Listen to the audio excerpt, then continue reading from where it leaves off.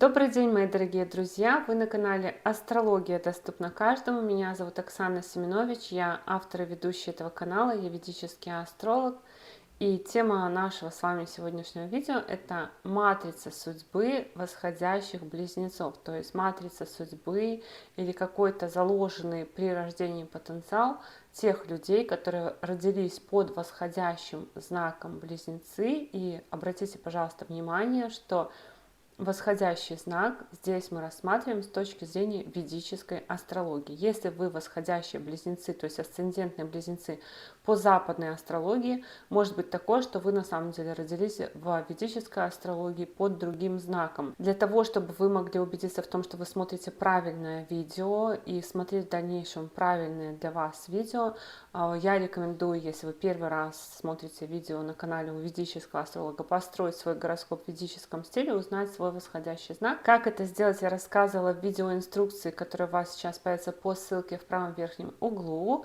И ссылка на эту видеоинструкцию будет также размещена в описании в комментариях к этому видео. И в описании в комментариях к этому видео есть ссылка на мой сайт, где можно записаться на курс по ведической астрологии, либо ко мне на личную консультацию на составление личного гороскопа. Это видео является продолжением серии видео про матрицу судьбы знаков зодиака. Про овнов и тельцов видео уже записаны и размещены на канале. Если вы не видели, то тоже будет ссылка на эти видео в описании к этому видео. И сейчас тоже ссылку прикреплю.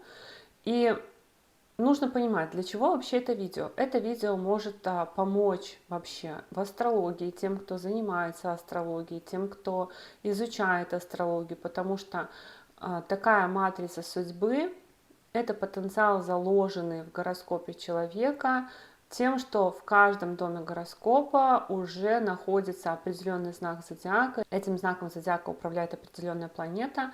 И, собственно говоря, уже есть какой-то событийный потенциал. Это видео может помочь вам в выборе даже, может быть, работы. Это видео может быть полезно для ректификации, то есть восстановления точного времени рождения, особенно когда есть сомнения, родились вы под одним восходящим знаком или под другим восходящим знаком. Ну и, естественно, родителям такие видео, скорее всего, могут помочь понять лучше своего ребенка. И по традиции матрицы судьбы восходящего знака я рассматриваю сквозь призму каждого дома гороскопа, и на основании этого потом получается цельная картинка, что же из себя представляет какой-то конкретный человек.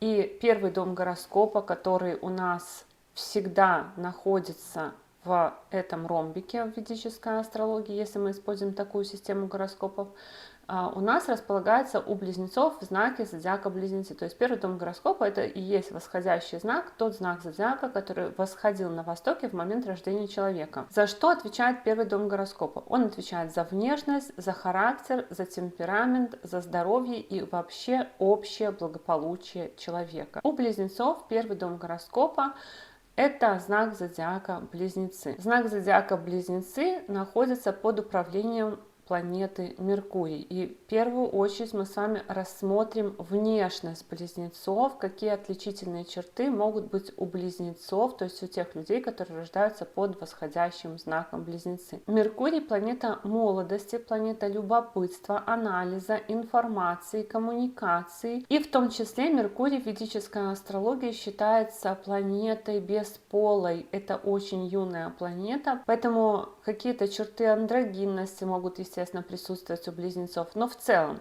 Меркурий — планета молодости, поэтому во внешности может быть такое, что человек как бы долго не стареет, моложавый человек, острые черты лица. Отличительная характеристика близнецов чаще всего острые черты лица, высокий лоб, голова в некоторых случаях может выглядеть визуально меньше тела.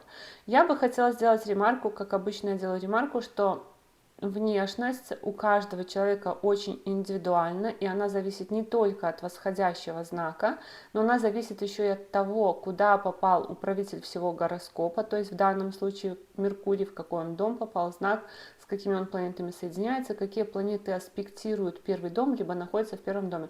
Каждая планета будет влиять на внешность. Чистого близнеца или любого другого знака найти достаточно сложно без дополнительных влияний. Поэтому я выделяю какие-то яркие отличительные признаки, и мы с вами будем рассматривать их на фотографии. У близнецов, как я вижу, есть вот эта моложавость, немного более острые черты лица, но при этом у близнецов очень сильно выделяются во внешности носы и часто уши. Я про уши здесь не писала, но носы, потому что уши не у всех возможно рассмотреть, но носы вы увидите. У близнецов очень часто такой достаточно тонкий нос, либо он по всей длине практически одинаковый. То есть он не картошкой, а такой вот как будто бы треугольником таким.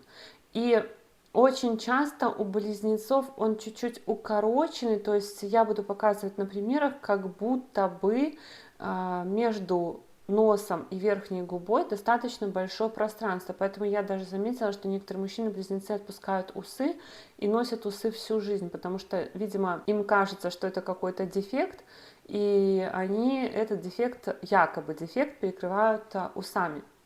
Носы могут быть очень широкой переносицей. Вообще близнецы, на самом деле, я бы сказала, что похожи на львов больше, чем львы похожи на львов.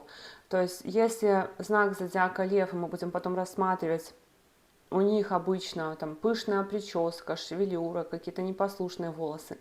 У близнецов очень часто очень кошачья внешность, то есть у них такая широкая переносица, такие на взлет немножко брови, ну и носы обычно очень выделяются, то есть может быть очень широкая переносица, либо переносица, она практически вот такая же, как и весь нос по ширине. Выделенный треугольник переносицы, практически одинаковая ширина по всей длине носа, у некоторых может быть приплюснутая переносица, и еще я заметила, что у близнецов часто есть щель между верхними зубами, либо какие-то такие, знаете, выделяющиеся клыки.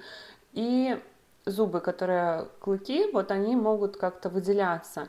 И иногда может быть асимметрия рта. То есть изначально, когда человек смотрит прямо, у него как будто бы в одну сторону один уголок губы поднят, а второй уголок губы опущен. Ну, сейчас давайте смотреть на фотографиях. Значит, тоже я выделяла и в предыдущих видео, и в этих видео я выделяю асцендент, разделяю в каждом знаке зодиака на накшатры, потому что в каждом знаке зодиака у нас есть накшатры, и каждая накшатра дает свое дополнительное влияние, потому что у накшатры есть планета-управитель, и она тоже может влиять в том числе на внешность. Вот перед вами 3 человека, родившихся с асцендентом в Мригашире, под управлением Марса. Мригашира у нас есть и в Тельце, то есть это созвездие, которое располагается в Тельце и в Близнецах. Марс обычно дает более такую тяжелую челюсть, хотя на этих фотографиях не очень сильно видно. И как мы видим, у этих людей очень похожие на самом деле носы и выделяющийся такой острый кончик носа. Здесь у Стейси Абрамс еще есть щель между зубами, но у нее еще Сатурн и Кету в первом доме гороскопа, поэтому у нее такая достаточно специфичная внешность. Но про треугольник вот этот вот, я и говорила о том, что он такой выделенный, достаточно широкий треугольник между бровями,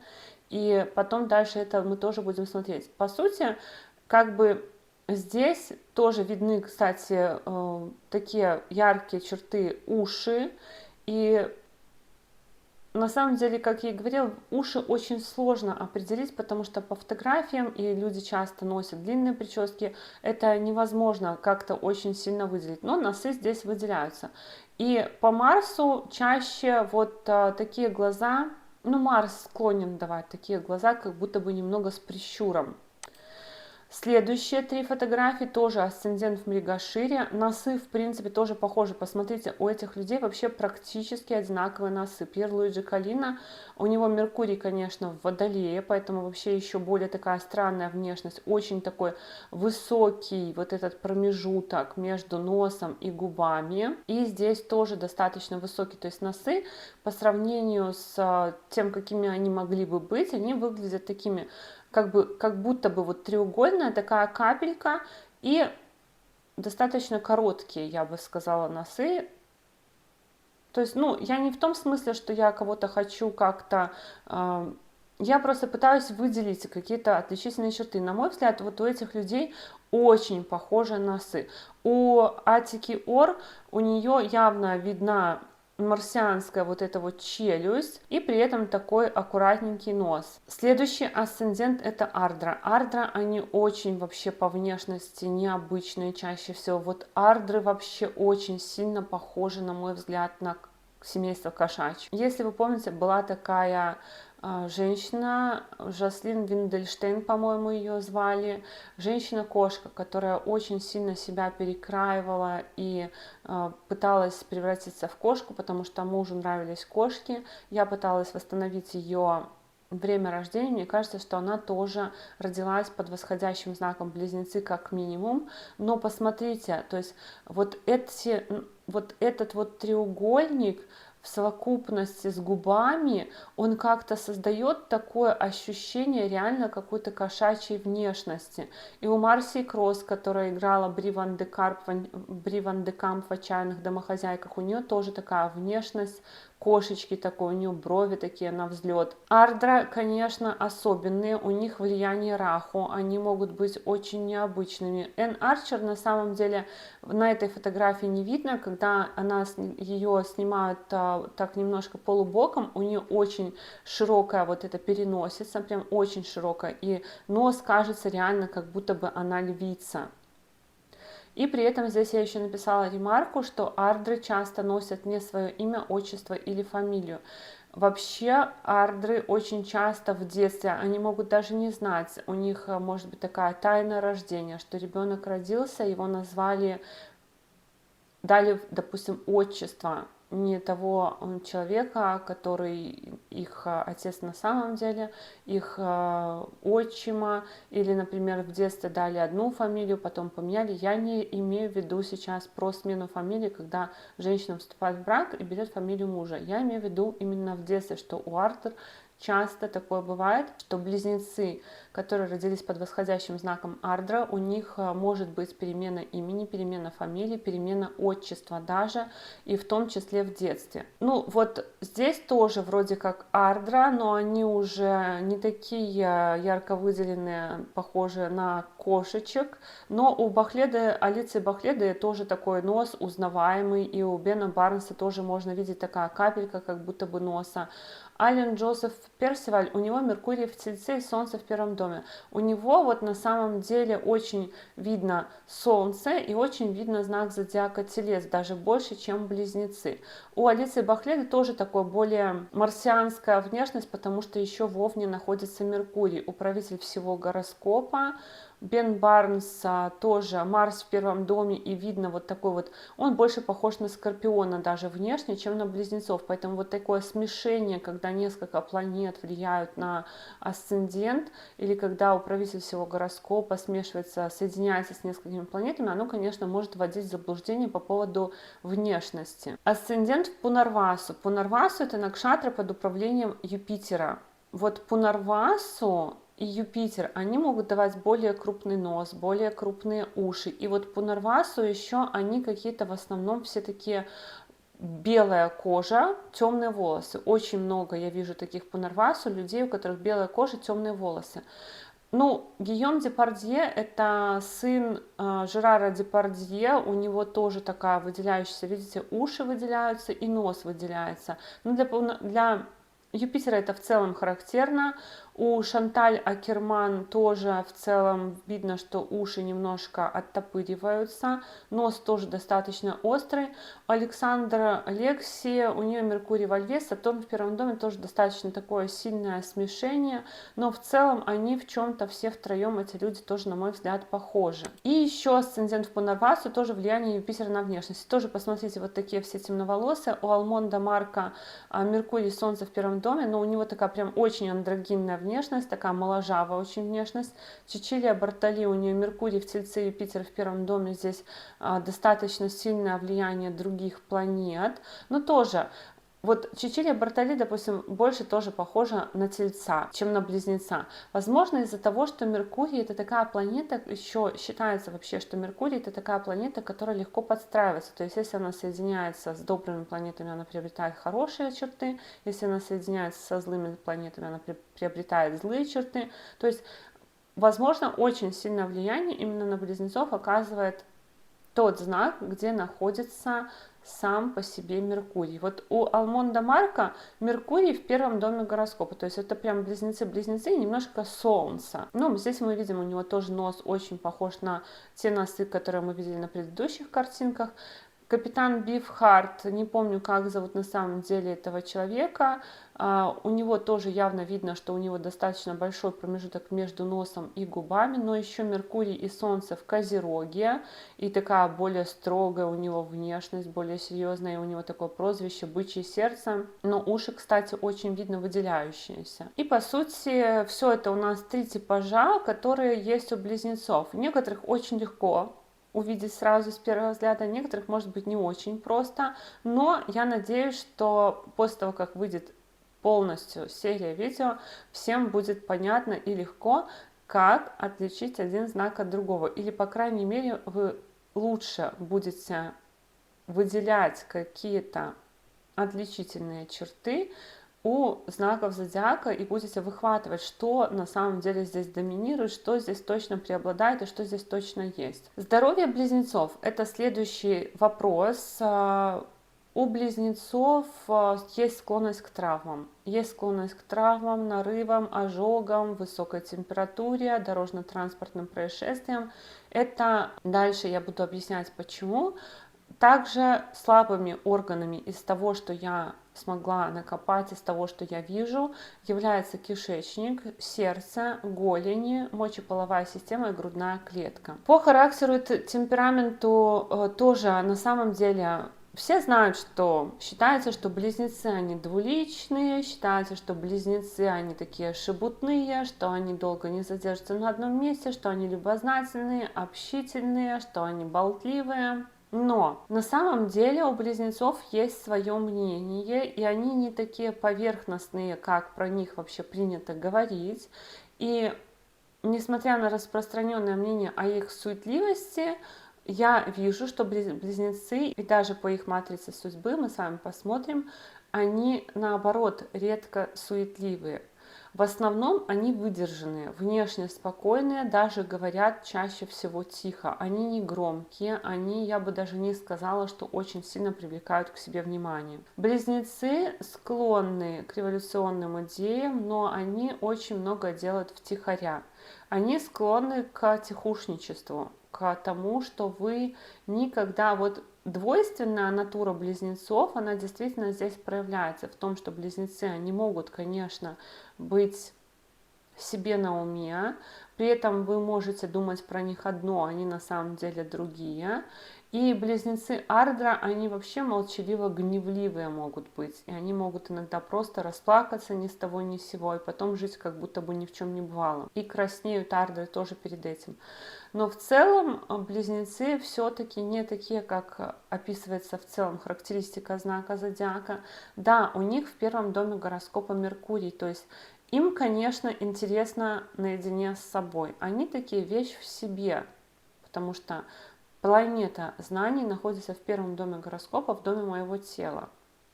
Поэтому мне интересно все про себя, в первую очередь, конечно. Второй дом гороскопа, который отвечает за лицо, зубы, речь, питание, родительскую семью, деньги и ресурсы, находится в знаке зодиака Рак у близнецов. И у близнецов вторым домом гороскопа управляет Луна. Луна – это планета, которая отвечает за эмоциональную привязанность, за комфорт, за уют, за заботу, за нашу психику. И поэтому Луна, когда находится во втором доме гороскопа, влияние Луны на второй дом гороскопа, конечно же, как планеты, которая является показателем нашей психологической приверженности к чему-то, то, без чего нам некомфортно. Луна показывает, что у близнецов есть склонность к пищевым зависимостям, и не только к пищевым зависимостям, в принципе к зависимостям. Но пищевые зависимости или просто приверженность к еда для близнецов тоже должна быть очень важна. У некоторых может быть, конечно, и культ еды, и привередливость в еде, потому что я хочу сегодня это кушать, завтра у меня меняется настроение, я не хочу. У них очень сильно настроение может влиять на пищевые привычки. В семье у близнецов может быть преобладание женщин, либо женщины оказывают большое влияние на семью, то есть может быть, там женщины распоряжаются, но это же значит, что в целом близнецы, скорее всего, растут в заботе и в комфорте. Но может быть и так, что с родительской семьей у близнецов может быть связано много страхов. В детстве у близнецов может проявляться любовь к музыке, строительству, автомобилям, психологии. Это все по знаку зодиака Рак во втором доме гороскопа, потому что второй дом гороскопа – это наше образование, которое мы получаем в семье. И в семье, в принципе, родители могут быть связаны с транспортом, с недвижимостью, с музыкой, с психологией, психиатрией. Допустим, работать отец, например, работает водителем, мама домохозяйка, либо мама психолог, психиатр или что-нибудь в таком роде. То есть здесь может ребенок как-то впитывать, что родители сами знают, изучают, и ребенок точно так же впитывает. Транспорт или недвижимость в семье появляется после рождения ребенка-близнецов. Такое тоже может быть, что ребенок приходит и родители строят квартиру, родители покупают дом. Родители покупают автомобиль, либо когда появляется ребенок-близнецы, родителям нужен какой-то транспорт, нужна какая-то недвижимость, и они стремятся к тому, чтобы приобрести. И я здесь выделила тихий голос. Ну, на самом деле, всех близнецов я, естественно, проверить не могу, но из тех близнецов, которых я знаю, а их достаточно немало, близнецы в основном говорят тихо.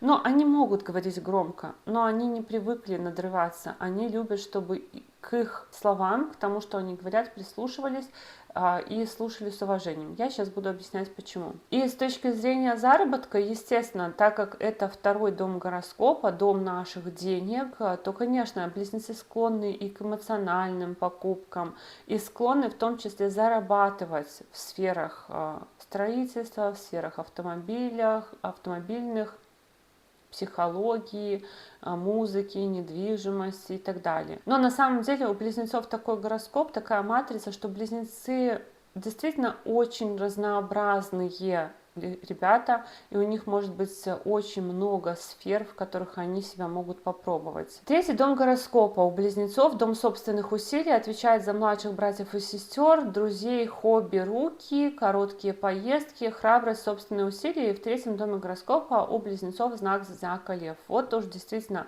как я и говорила, что близнецы похожи на львов не меньше, чем львы, потому что в доме храбрости у нас знак зодиака Лев. Помимо того, что у них по внешности очень так похоже все, и еще в третьем доме знак зодиака Лев, то есть в доме, который отвечает за наши собственные усилия, за наше имя в том числе, и поэтому у близнецов какие-то могут быть, кстати, и такие пафосные имена, типа что-нибудь про успех, славу и так далее. А третий дом гороскопа у близнецов под управлением Солнца. И Солнце показывает в третьем доме гороскопа, как мы общаемся, как мы говорим, как мы пишем. Ну, не как мы, то есть это не тембр, не голос. Третий дом гороскопа показывает, как мы пишем. Это документы наши, какие у нас документы есть, какие у нас друзья, какие у нас хобби. И Солнце в третьем доме гороскопа указывает на то, что близнецы могут обладать авторитетом среди друзей, но также у них могут быть влиятельные, знаменитые братья, сестры, друзья, яркие. И третий дом гороскопа вообще отвечает за такие вещи, там, наш телефон, наши книги и так далее, и так далее. И поэтому близнецы вообще по Солнцу в третьем доме гороскопа, они любят обычно какие-то брендовые уникальные вещи или вещи, изготовленные по индивидуальному заказу. То есть они скорее будут собирать деньги и купят себе что-нибудь выделяющееся, чем будут покупать масс-маркет. Чаще всего близнецы стремятся как-то выделиться своими вещами. И из-за того, что у близнецов в третьем доме гороскопа знака зодиака Лев, в доме коммуникации, они любят коммуницировать так, чтобы их слушали, чтобы к ним относились с уважением к тому, что они говорят. Если люди не слушают близнецов, то близнецы просто не будут надрываться, скорее всего, потому что все-таки Солнце это знак лидерства, но даже не лидерства, а демонстрации. То есть близнецы могут демонстрировать в том числе что-то с помощью речи, с помощью коммуникаций, с помощью своих гаджетов, с помощью своих хобби, с помощью своих рук и так далее. Четвертый дом гороскопа у близнецов. В четвертом доме гороскопа знак зодиака Дева, и четвертый дом отвечает за маму, за внутреннее ощущение счастья, за психику, за недвижимость, за транспорт и за место нашего жительства. И у близнецов в четвертом доме гороскопа управляет Меркурий. Опять планета, которая управляет первым домом гороскопа, и планета, которая управляет четвертым домом гороскопа, это одна и та же планета. Поэтому, конечно же, для близнецов мама будет очень важна по жизни. И мама может, допустим, люди могут и не знать, что мама важна, да, но человек обычно очень связан. Если мама с человека жива, то он обычно очень связан с мамой. Мама может больше, чем другим знаком зодиака, оказывать ему поддержку, помогать по жизни. С появлением этого ребенка в семье могут появиться домашние животные, и у Ардры, скорее всего, будет собака. Пунарвасу может, кстати, тоже любить очень животных, и у Пунарвасу может даже быть более крупным животным любовь. Мригаширы скорее, то есть близнецы, они в целом склонны вот к каким-то отношениям с животными, но мригаширы, они чаще охотники, Пунарвасу они чаще вот любят крупных животных, а Ардры больше любят собак. Могут появляться домашние животные, потому что здесь шестой знак зодиака, прототип шестого дома гороскопа, то есть в доме могут жить домашние животные, да, и ребенок может воспитываться там, где есть домашние животные. Учеба в целом может быть неплохой, потому что Меркурий это знак коммуникации в школе, но не на отлично, скорее всего, и может быть школа какая-то особенная. Трудности в школе все равно могут присутствовать. Школа может быть для трудных подростков, классы с упором на физкультуру, на точные науки. Но для близнецов это достаточно сложно. Близнецы больше все-таки гуманитарии в большинстве своем, но в школе у них может быть упор на какое-то физическое развитие, на спорт, на какие-то дисциплины, связанные, может быть, какая-нибудь медподготовка, военная подготовка и так далее. Поскольку двойственный знак близнецов в четвертом доме гороскопа, то жилье, транспорт, они могут иметь несколько домов, несколько авто, и даже если это не их, то они могут, в принципе, там постоянно где-то временно проживать. Например, жить на 2 дома, жить на 2 семьи. И в том числе может быть несколько автомобилей или какого-то другого вида транспорта. Дом внутреннего счастья, и вот первый дом гороскопа, планета знаний, но при этом быстрая подвижная планета, и дом внутреннего счастья, тоже быстрая подвижная планета. Да, близнецы склонны в принципе анализировать, что такое счастье, близнецы склонны анализировать вообще, кто я, что я, психологию, но вот из-за того, что Меркурий это все-таки планета вот этих вот мысленных каких-то размышлений, то близнецы, конечно, они тоже немножко склонны к ментальным страданиям. Еще один дом, подтверждающий то, что близнецы могут очень сильно увлекаться музыкой, психологией, автомобилями и недвижимостью, потому что во втором доме гороскопа, который отвечает за родительскую семью и за образование, которое получено в родительской семье, у нас стоит знак зодиака Луны, а в четвертом доме гороскопа, который отвечает за школу, у нас и за внутреннее счастье, у нас стоит Меркурий, планета знаний, то, что мы изучаем, то, что нам нравится. Но, по сути, 4-й дом гороскопа, отвечающий за недвижимость и транспорт, у нас в знаке зодиака Дева, и это еще дополнительный признак того, что все-таки с психикой у близнецов тоже могут быть какие-то вопросы, и при этом у близнецов есть склонность к тому, чтобы покупать, допустим, ну, естественно, так как здесь 6-й знак, это может быть там квартира в кредит, но при этом может быть квартира с проблемой или дом с проблемой, который там все время надо ремонтировать или еще что-нибудь такое. И склонность есть у близнецов, я говорила в первом слайде, к попаданию в ДТП, потому что у них в целом есть еще и другие указатели на проблемы именно с автомобилями и транспортом, но вот это дополнительный такой как бы плюсик на то, что у близнецов могут быть какие-то проблемные автомобили или проблемный транспорт. И помимо этого еще грудная клетка. Здесь у нас располагается в 4-м доме гороскопа грудная клетка, поэтому вот откуда у нас могут браться у близнецов проблемы с грудной клеткой. Но это именно сама грудная клетка, то есть это не там легкие, я имею в виду, не какие-то внутренние органы, я имею в виду грудную клетку. 5-й дом гороскопа в знаке зодиака Весы. 5-й дом гороскопа отвечает за интеллект, детей, учеников, романы и влюбленности, учебу, высшее образование и различные проекты. И вот здесь уже начинается такой диссонанс, потому что, конечно, в школе там их могут натаскивать на точные науки, заставлять учиться, заставлять там сражаться и так далее, спортом заниматься. А интеллект у близнецов, он более такой, Весы, это вообще, в принципе, знак баланса, гармонии, эстетики. И близнецы склонны к таким наукам, как юриспруденция, фотография, дизайн, изобразительное искусство, авиация, потому что в 5-м доме гороскопа знак Венеры, и Весы это знак воздуха. И в 9-м доме гороскопа у нас 11-й знак Водолей, это тоже про авиацию, про путешествия, космос, про полеты.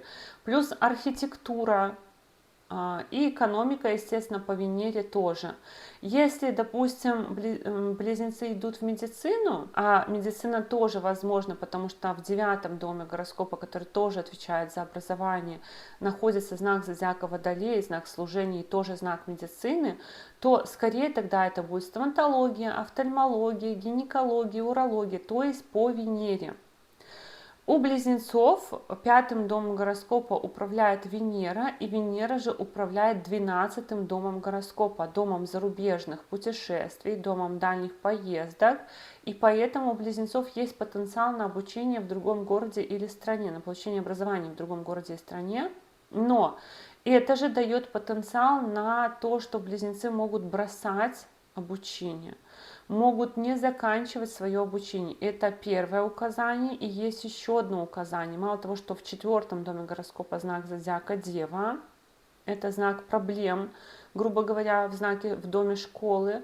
В 5-м доме гороскопа управитель Венера, которая управляет 5-м и 12-м домами гороскопа. И потом я еще один момент тоже покажу, почему близнецам может быть сложно учиться. И это тоже вот, как говорят, что близнецы поверхностные, они ничего до конца не доводят. Но у них такой потенциал именно в матрице на то, что им может быть просто тяжело получить высшее, то же самое высшее образование. И у них все дома образования, кроме дома хобби, связаны с кризисными какими-то ситуациями. Вот хобби у близнецов классно, там нету никаких дополнительных влияний. А вот все остальное, там везде есть вопросы.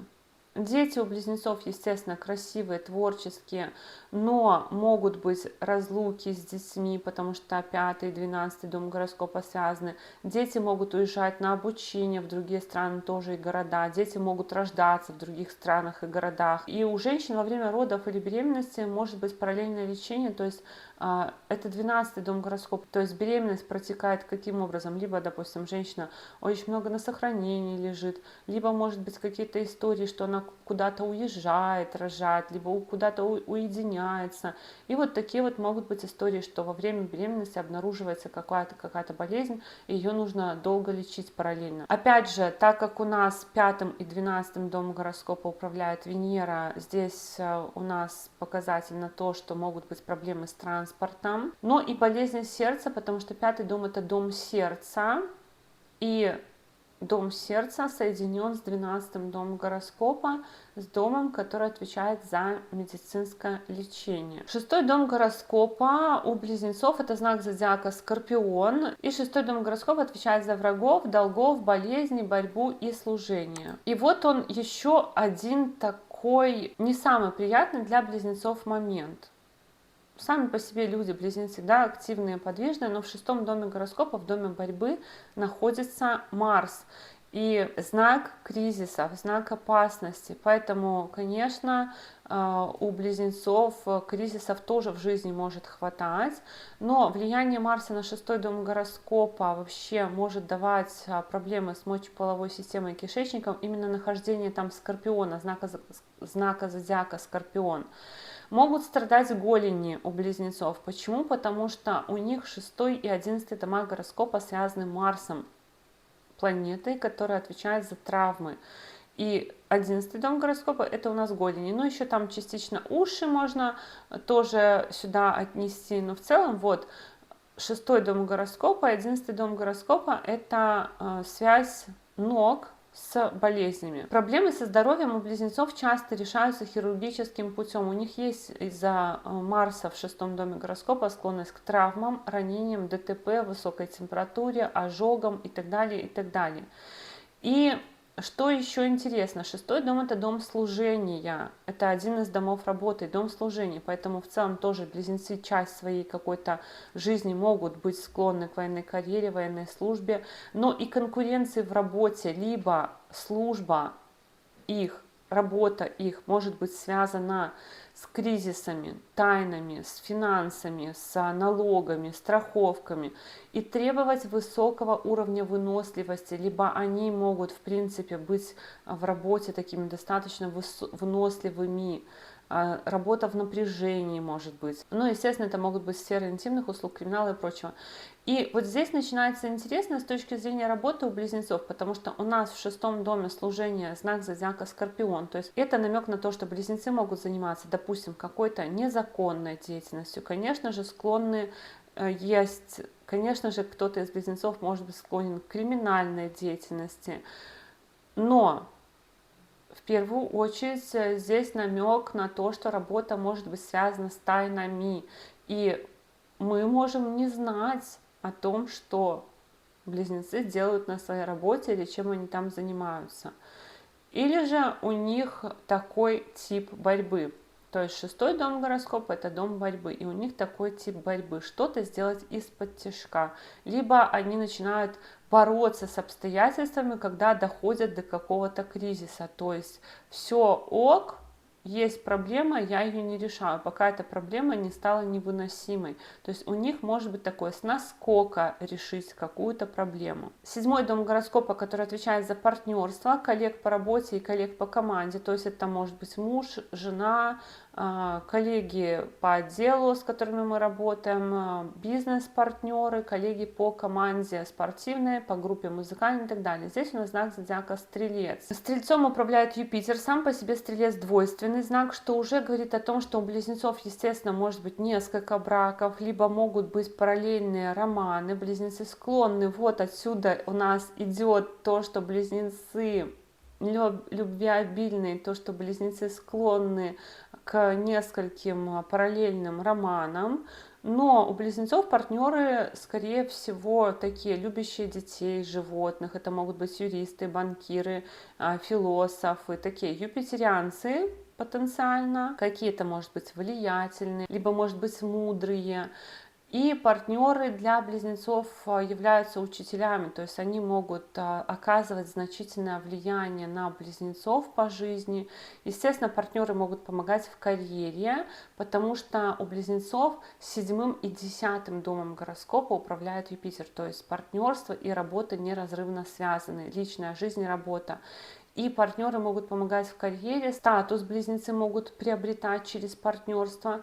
И, естественно, так как одна планета знакомства через работу может быть, либо через какое-то совместное дело. С партнерами, скорее всего, у близнецов будут оставаться хорошие отношения из-за управления Юпитером. Юпитер все-таки планета мудрости, планета удачи. Может быть, кстати, через партнерство какая-то удача приходит. 8-й дом гороскопа, который отвечает за кризисы, риски, смерть, выживаемость и чужие ресурсы, у близнецов находится в знаке зодиака Козерог. И это второе указание на такую вероятность тайной деятельности у близнецов, потому что Сатурн — это планета статуса и работы. И Сатурн у близнецов в 8-м доме кризисов. То есть это опять говорит о том, что у близнецов в целом работа может быть связана с большим количеством рисков, кризисов, что это может быть работа в банковской, налоговой сфере, что это может быть секретная служба, шпионаж, опасность, дикие животные, наркоз, хирургия, риски. Также, что близнецы могут получать статус или работу через кризис, потерю статуса в некоторых случаях. Но статус или работу через кризис тоже могут получать. То есть, когда, например, они резко поднимаются через уход какого-то другого человека, когда они внезапно получают что-то. То есть, когда они внезапно получают что-то, когда они получают что-то вместо другого человека, когда они этого не ожидали и так далее. Жадные партнеры, я написала, или партнеры в семье дают меньше ресурса, но это потому, что у нас 8-й дом гороскопа — это дом денег партнера. И партнер в целом может просто, допустим, быть таким человеком, который зарабатывает меньше, либо он просто достаточно скупо распоряжается своими финансами, либо не балует близнецов какими-то подарками и так далее. Ну и с точки зрения выживаемости в целом, нахождение Сатурна в 8-м доме гороскопа, вернее знака Сатурна в 8-м доме гороскопа, оно в принципе располагает к тому, что близнецы могут немного так тоже опять дополнительно депрессовать.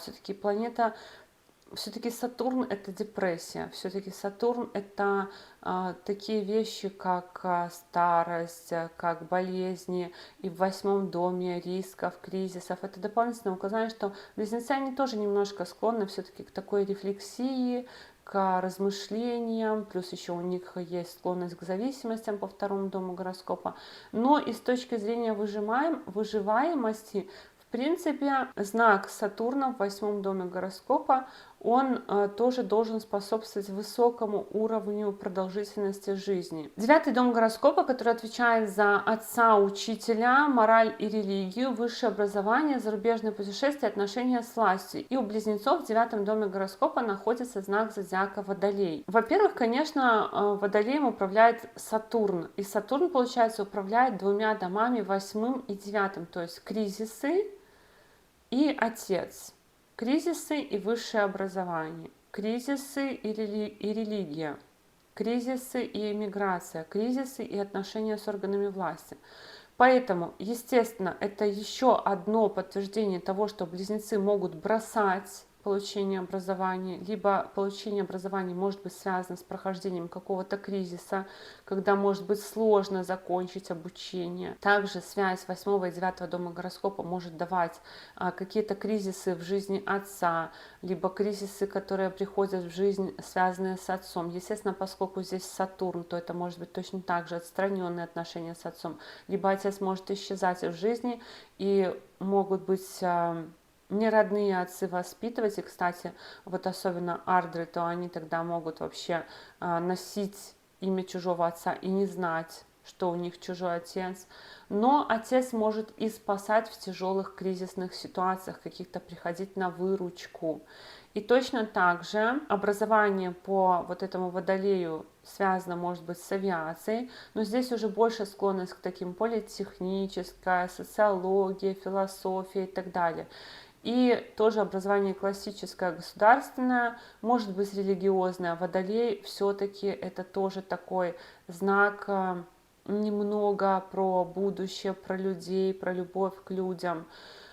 Тоже опять я здесь пишу о том, что второе образование может быть сложно получить, оно прервано, и кризисы во время учебы, и может быть кризисная срочная миграция, то есть когда человеку нужно срочно переехать жить в другую страну, в один день собрать свои вещи, либо в один день куда-то просто исчезнуть там в другой стране. Но не очень сильно все равно близнецы склонны к вере, к традиционной, потому что Водолей это все-таки знак такой реформации, Водолей знак свободы, инноваций, поэтому у близнецов скорее может быть склонность к каким-то нетрадиционным учениям, к тому, чтобы вот входить в какие-то такие группы. И если уж мы говорим про сообщества, в которых люди могут быть, да, то все-таки все равно близнецы могут вступать в какие-то сообщества людей, которые объединяют людей по вопросам морально-нравственным, религиозным, по вопросам учебы, по вопросам государства какого-то и так далее. То есть здесь, в принципе, такой круг, может быть, даже каких-то знакомых и сообщества через учебу появляются у близнецов.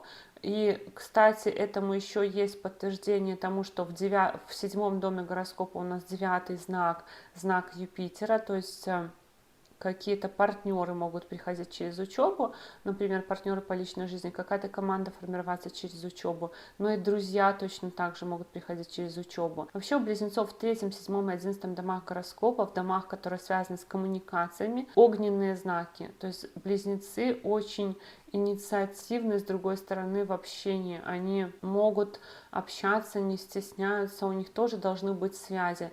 Но связи такие, чаще престижные, чаще какие-то полезные, потому что огненные знаки, они про какую-то больше идею, про какие-то объединения идейные, не просто поболтать ради любопытства, а вот именно про какую-то идею. 10-й дом у близнецов в знаке зодиака Рыбы. 10-й дом отвечает за репутацию, статус, карьеру и общественную деятельность. И опять еще одно очередное подтверждение тому, что близнецы могут именно в работе, в карьере быть товарищами с двойным дном.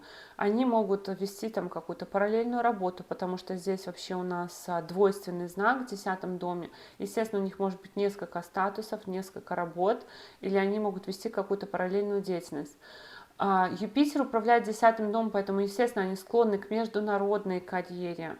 И так как 12-й знак, это знак дальних путешествий, то близнецы могут работать тоже там в других городах, в других странах, могут работать удаленно, но Юпитер управляет 10 домом, они склонны управлять, склонны иметь команду, потому что связь 7 и 10 дома гороскопа. И при этом близнецы могут попасть на телевидение. И очень много даже, вот если смотреть биографии известных людей, они практически, ну, очень многие известные люди становились известными после того, как они попали на ТВ. То есть близнецам очень круто попасть на ТВ куда-нибудь, ну, хотя бы в наших современных реалиях, допустим, в YouTube, еще куда-то.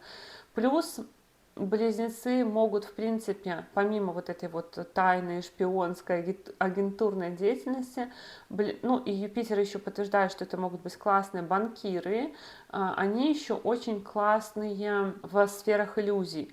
То есть это если художник, то художник-мультипликатор. И вот, кстати, они для детей очень много могут делать. У них в третьем доме знак зодиака Лев, знак отцовства, знак сцены, знак выступлений. И они очень классные писатели-сказочники, они классные художники-мультипликаторы. Они, если пишут, то они могут писать фантастику какую-то, потому что в 10 доме у них знак иллюзий. Но если это спортсмены, допустим, если это профессиональный спортсмен, то у него, может быть, работа тоже связана с, естественно, по Марсу в 6 доме с напряжением, они вообще сильные достаточно товарищи, хотя некоторые могут выглядеть, допустим, достаточно субтильно, моложаво, но они на самом деле сильные достаточно. И виды спорта у них достаточно такие на выносливость. Очень много кто занимается там карате, восточными единоборствами, толкатели ядра, тяжелая атлетика, вот такие вот очень серьезные на самом деле ребята. Но могут быть и такие сферы, как плавание, как бег и так далее, потому что знак зодиака Рыбы, он связан с движением. 11 дом гороскопа в знаке зодиака Овен, марсианский знак, отвечает за старших братьев и сестер, за друзей, профессиональное сообщество, награды, достижения, исполнение желаний. Ну, вообще желания у близнецов достаточно быстро могут исполняться, из-за этого вот первого Овен да, хоп, подумал и получилось. Марс влияет на 11-й дом гороскопа, поэтому старших братьев и сестер чаще нет, но на самом деле много у кого из близнецов старшие братья и сестры есть, но у них могут быть проблемы, кризисы, потому что 11-й дом связан со 6-м домом гороскопа, ими управляет Марс. И, естественно, со старшими братьями и сестрами могут быть такие отношения более враждебные. Либо вместе со старшими братьями и сестрами они могут конкурировать, как они могут конкурировать, допустим, с какими-то сообществами или в сообщество вступать для того, чтобы совместно против кого-то конкурировать. То есть не просто сообщество, профсоюз, а какое-то сообщество, которое там ездит вместе на соревнования. Вот в таком ключе. Это еще один дом денег, поэтому импульсивные могут быть накопления, импульсивные траты, накопление на недвижимость, кто-то может там копить на какое-то оружие, экипировку, спортивную форму и так далее, и так далее. Кредиты могут быть, выплаты по судам. Почему? Потому что 6-й, 11-й дома гороскопа связаны. И награды могут получать через кризис, либо через какой-нибудь скандал. Опять же, из-за связи 6-го, 11-го домов гороскопа. Но это не значит, что они не получают награды. Но все-таки их достижения какие-то, они могут быть с таким духом какого-то скандала. То есть, а чего это тебе вдруг дали? А чего это тебе вдруг присудили? Или же после какого-то серьезного разбирательства награждают. Или же еще по какой-то причине, когда не просто вот ты шел, получил награду, а когда тебе пришлось что-то преодолеть, чтобы ее получить. И 12-й дом гороскопа в знаке зодиака Телец отвечает за дальние поездки, потери, заключение, больницы и фантазию. И, кстати, вот я сейчас даже вспомнила, я это еще не писала, но это фантазия, да, и у близнецов я еще нашла очень много таких вот художников в стиле ню, которые именно очень любят конкретно на интимные темы тоже что-то делать, рисовать, там, писать, если писатели. То есть близнецы, они в какой-то степени, получаются, любители хорошо отдохнуть, они любят ездить, ходить, плавать, путешествовать, в путешествиях гедонисты, но они гедонисты в любви, в интимных отношениях. И опять же, вот еще один указатель такой на то, что в 10-м доме гороскопа рыбы, в 12-м доме гороскопа телец. Телец — это знак денег. И получается, что близнецам опять же подтверждение, что хорошо зарабатывать за границей, либо через иностранные языки, и может быть много тайн или иллюзий в работе. То есть не все про близнецов мы знаем, и это подтверждается их матрицей судьбы. Ну и если лечение, пребывание в больнице какой-то, то это скорее комфортное лечение. По сути, с матрицей судьбы мы с вами закончили. Давайте посмотрим несколько примеров, как и в прошлые разы я во всех матрицах предоставляю несколько примеров для того, чтобы закрепить, так сказать, на практике. Первый гороскоп — это Каролин Эгль. Но у Каролин Эгль мы видим, что у нее Сатурн в первом доме гороскопа очень сильно, кстати, влияет на внешность. Плюс Меркурий соединен с Марсом и в Деве, в знаке зодиака Дева, поэтому тут, конечно, нечистая внешность близнецов, но все равно из того, что я вам показывала, я думаю, вы видите, что оно все равно прослеживается. И Каролин Эгль в 14 лет поступила в военный лицей, но у нее в целом правитель всего гороскопа Меркурий в Деве с Марсом, то есть уже склонность такая, конечно, к военной службе, к военной карьере. Прошла летную подготовку, летала на истребителе. Это 5-й дом гороскопа Венера. То есть во время учебы человек может проходить какое-то обучение, связанное с транспортом, с авиацией, с дизайном, как я говорила. Готовилась к отбору в космонавты. Это тоже все вот 10-й дом гороскопа.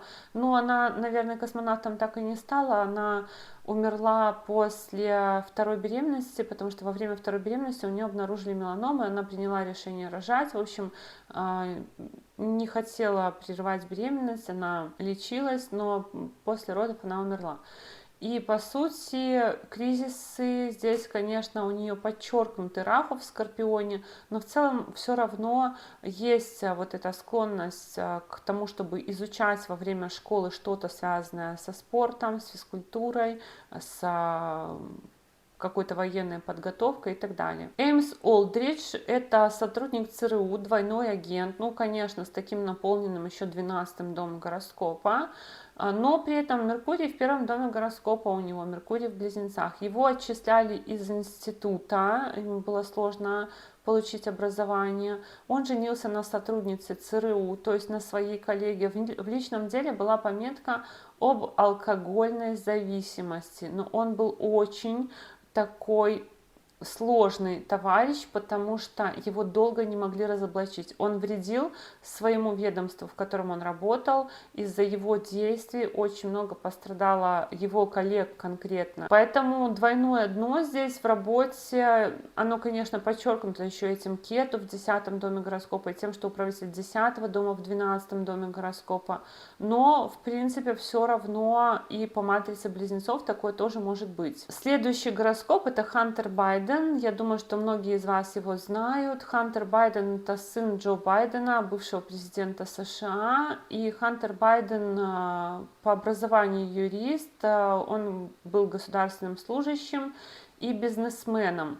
Когда-то в детстве он получил травмы в автокатастрофе, у него есть, естественно, проблемы с зависимостями, работал в банке, был членом совета директоров железнодорожной компании, ну, в целом он как бизнесмен там много где засветился, но вот эта вот работа в транспортной компании, банковская сфера, обвинен в хранении оружия, наркотиков, там еще много чего, и по итогу помилован отцом Джо Байденом. Ну вот отец его, получается, вытащил из какой-то кризисной ситуации, хотя ему светил очень большой срок.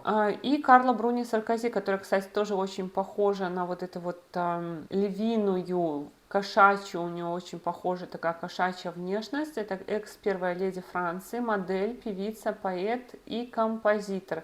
Ну, модель, певица, поэт и композитор, да, достаточно очень много у нее талантов и увлечений.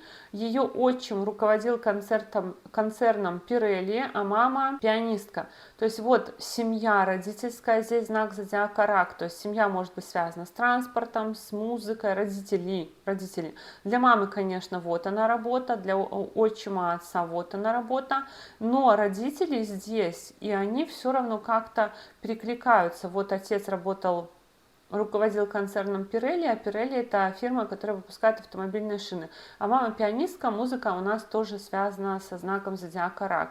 Сестра у Карлы Бруни младшая пианистка. Брак с Саркози у нее второй.